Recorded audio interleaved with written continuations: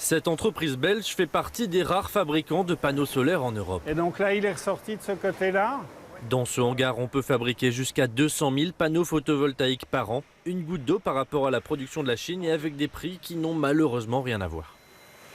Aujourd'hui, on est dans une situation de concurrence déloyale où le prix des panneaux chinois ne reflète même pas la valeur des composants séparément.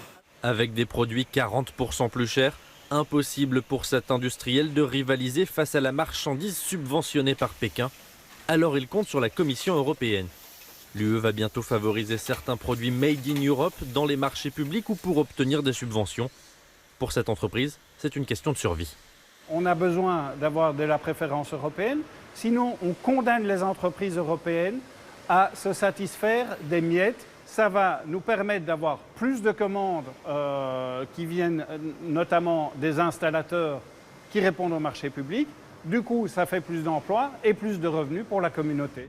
Ce plan pour le Made in Europe s'appelle l'accélérateur industriel. Il s'est fait attendre pendant des mois.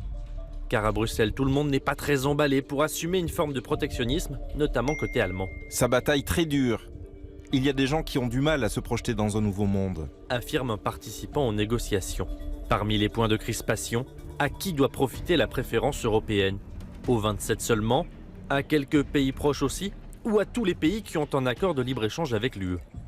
L'Europe imposera aussi un nombre minimal de composants européens pour les véhicules électriques subventionnés, mais le pourcentage a fait débat. Un député européen prudent avertit. Il faut être lucide, il y a des domaines où on a raté le coche il y a 10 ans, on peut innover, mais en capacité de production, la Chine reste incontournable.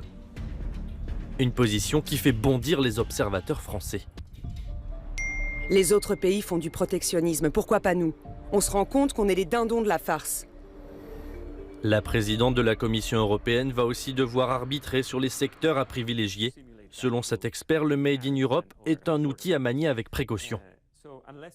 L'Europe n'a pas toujours la meilleure solution. Ça peut être compliqué parce que acheter européen peut vouloir dire acheter des produits pas forcément optimaux. Et si vous restreignez le marché aux seuls acteurs européens, alors vous risquez dans certains cas d'affaiblir la concurrence et donc les prix pourraient grimper. La proposition de la Commission européenne pourra être amendée par le Parlement européen et les États membres. L'occasion sans doute de nouvelles passes d'armes.